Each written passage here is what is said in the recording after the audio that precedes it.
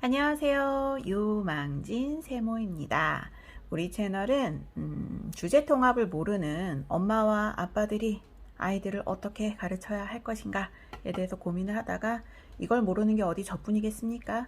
비슷한 사람끼리 도우면서 살자고 만든 채널이에요. 그래서 두 번째 시간 우리는 오늘 전래동화 이야기를 할 거예요.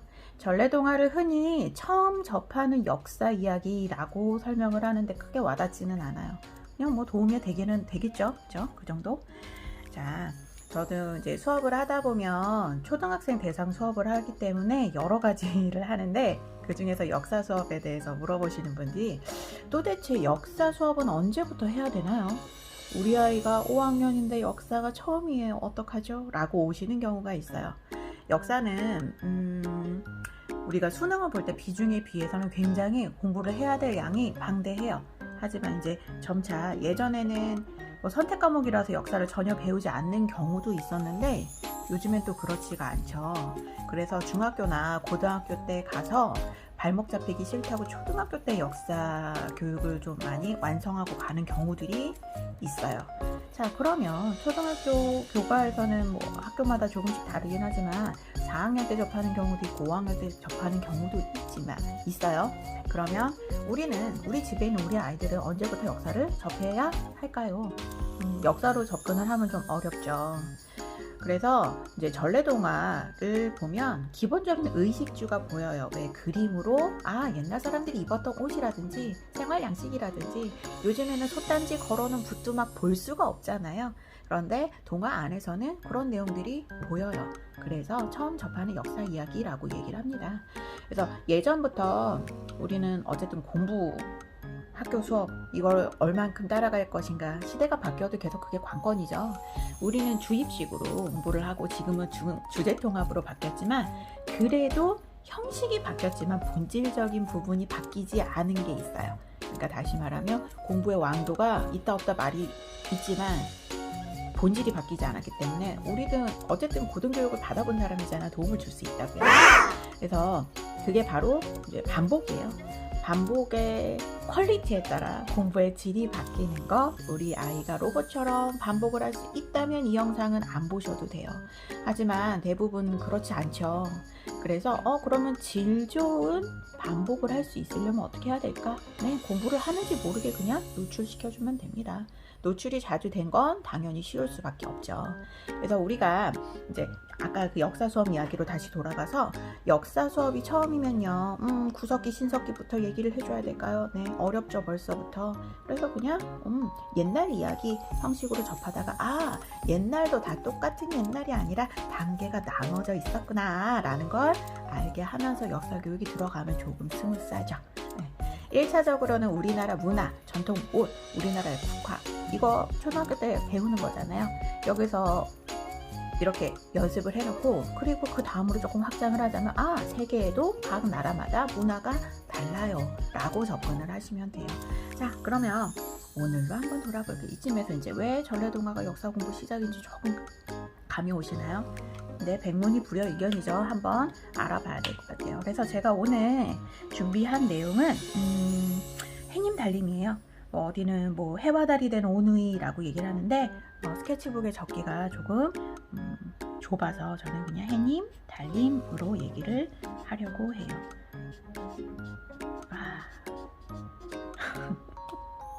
마카가 굉장히 터프하게 나오는군요. 그러면 좀 바꿔보겠습니다. 해님 달림 이야기를 한번 진행을 해볼게요. 자, 그러면은 우리가 약속을 한 건 아니지만 한 3가지 정도를 키워드를 한번 뽑아보려고 해요. 내용 가지수가 너무 많아도 힘들고요. 그리고 너무 적어도 힘드니까요. 그 중에서 무엇을 한번 얘기를 해볼까요? 일단은 내용에 대한 이야기를 해야 되죠. 왜 우리는 아이들과 그 내용에 대한 이야기를 해야 되니까. 그래서 이야기를 할 거예요. 자, 이야기 속에 이제 스토리는 제가 설명을 드리지는 않을게요. 그래서 뭐 등장하는 사람들의 옷차림을 보면 이제 한복이 나오죠. 자, 그리고 어려운 말로 의라고 하지만 아이들 섹션이니까 그냥 옷차림이라고 얘기를 한번 해보죠. 옷차림. 그리고 우리는 한복을 입어요. 그쵸? 한복도 남자와 여자가 입는 한복이 조금씩 다르죠. 그래서 남자의 한복, 여자의 한복 이렇게 이제 그림을 보여주면서 한번 이야기를 해보고, 그리고 한복을 입는데 잠깐만요, 우리 머리 모양도 조금 달라요. 자, 여기 이야기에 나오는 어머니 같은 경우에는 머리에 쪽을 졌다고 하죠. 쪽을 지고 비녀를 꽂으셨고요. 그 위에 머리 수건을 하셨어요. 그리고 남자아이 같은 경우, 남자아이나 여자아이나 마찬가지로 어린아이일 때는 이것을 둘렀대요. 아하, 댕기. 그렇죠?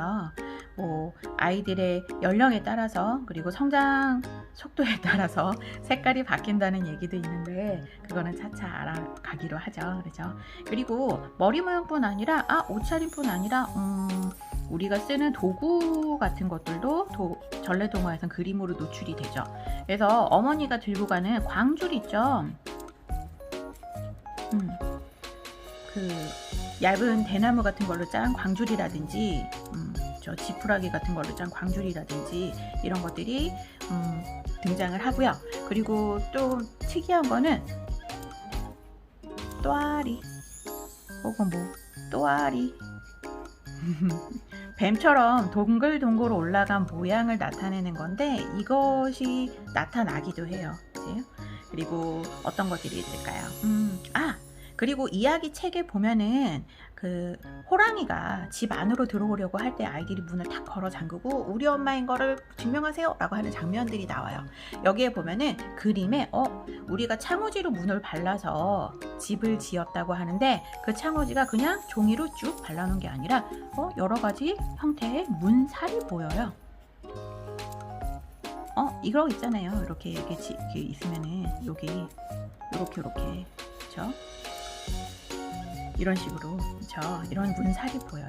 자, 이런 것도 문을 꾸미고, 그리고 뭐 여러 가지 모양이 있고요. 그리고 중간에 힘을 받아야 되니까, 그렇죠?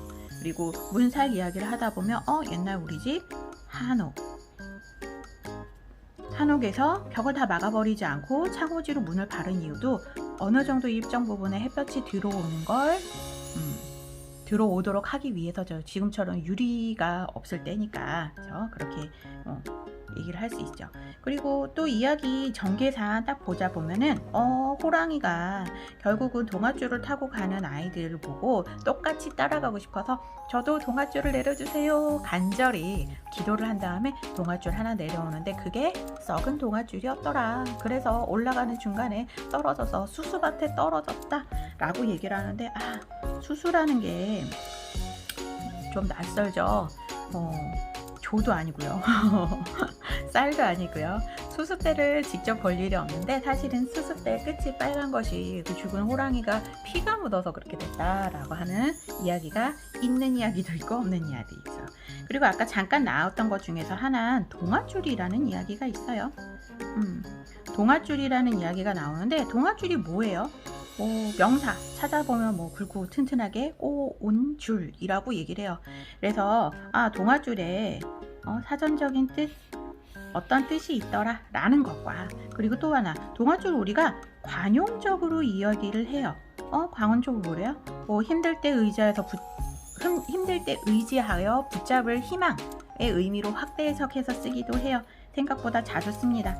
내가 지금 잡은 게 희망의 동아줄인 줄 알았더니 사실은 썩은 동아줄이었더라, 이렇게 얘기도 하기도 하죠. 자, 이렇게 이야기에서 확장할 수 있는 게 여러 가지가 있고요. 그리고 그 중에서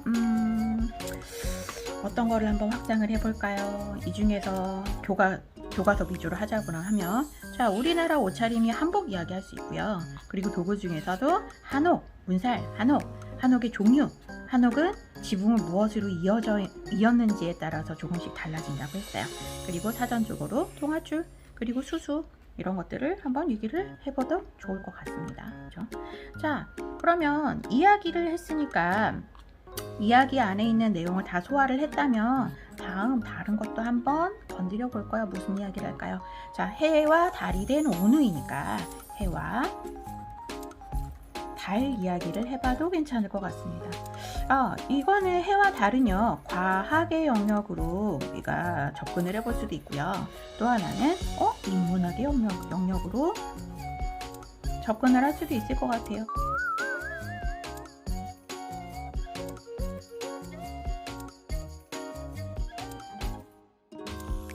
해와 달에서 해는 어떤 것을 뜻하죠? 과학에서는 해는 태양계를 이끌어가는 중심 별이죠.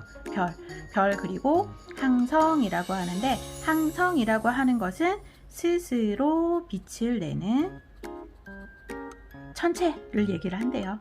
그래서 우리가 살고 있는 태양계에서는 항성은 태양, 해 하나밖에 없죠.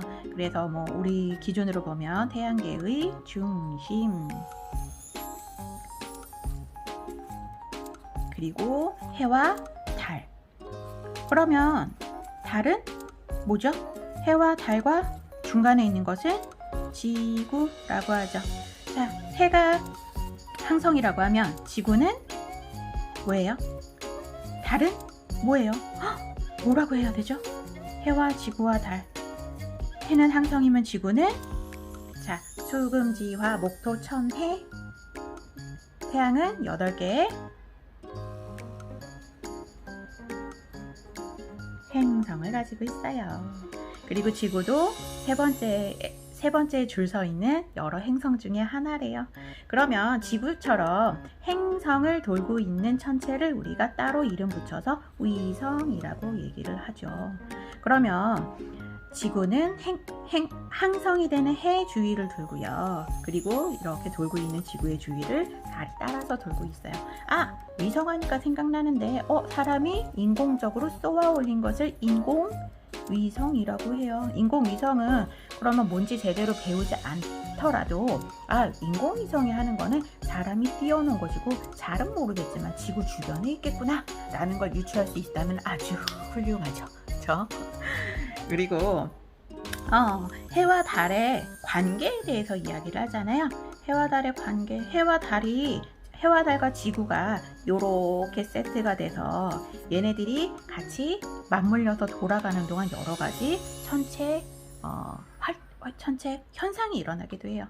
하나는 해가 보이지 않는 일시, 또 하나는 달이 보이지 않는 월시 이야기를 달 위주로 우리가 날짜를 따진 것을 음력이라고 한답니다. 그리고 해를 위주로 날짜를 따진 것을 우리가 양력이라고 얘기를 해요. 자, 우리가 음력과 양력을 음력을 잘 따지지 않다 보니까 날짜를 잘 모르지만 이거 의외로 모르는 경우도 많아서 아이들이 따로 배워요. 우리 달력에 보면 달력에 작은 글씨로 매월 1일이나 아니면 중요한 명절이라든지 요때 절기라든지 요럴 때는 그 숫자 밑에 작게 음이라고 해서 숫자가 써져 있는 경우 있거든. 그게 바로 음력이에요. 그러니까 매달 1일이 체크가 되어 있으면 거기에서부터 내가 음력 8월 5일이 언제더라 라고 하면은 8월 1일에서 1, 2, 3, 4, 5 이렇게 찾아서 쓸 수가 있는 거죠. 그렇죠? 이 중에서 그럼 탐구해 볼 거를 한번 봅시다. 해와 달이 주인공이죠. 그리고 그 중에서 지구, 행성, 위성, 항성 이런 얘기도 해주고, 그리고 여기에서 내가 따로 찾아서 공부를 한번 해봐야겠어. 일식이 무엇인지, 월식이 어느 것인지.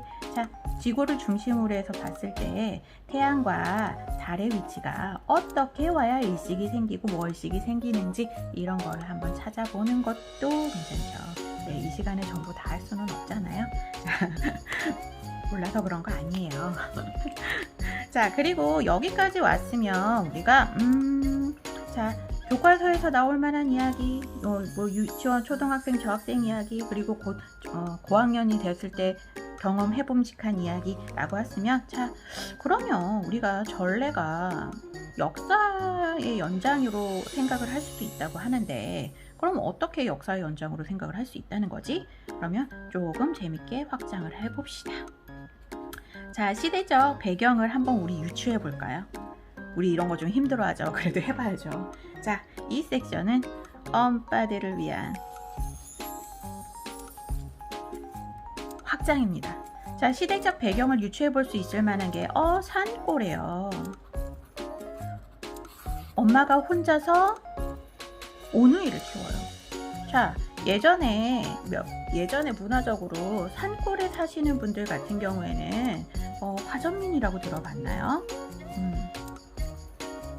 농민의 지위보다 조금 낮게 보는 경향이 있었죠. 제대로 된 내 땅을 갖지 못하고 산에 흙을 일구어서 호구지책을 삼았던, 근데 심지어 거기에 아버지가 안 계시는 혼자서 어린 오누이를 키우는 집이에요. 뭔지 모르겠지만 좀 사연이 있는 것 같아요. 일단 떡장수, 편모예요. 그리고 이건 이제 당연히 이제 아버지가 안 계시는 거죠. 그리고 산촌에서조차도 제대로 된 땅이 없어서 산속에 아무도 없는 민가, 마을을 이루지 못한 그 산속에 살고 있어요. 무슨 사연인지 모르겠지만 아버지가 계시지 않는 것 같아요. 그렇죠? 비명에 가셨을 수도 있고요. 그치? 그리고 또 그러면은 이제 화전민에 대해서 한번 조금 더 확장을 해보죠. 그러면 평균 생활 수준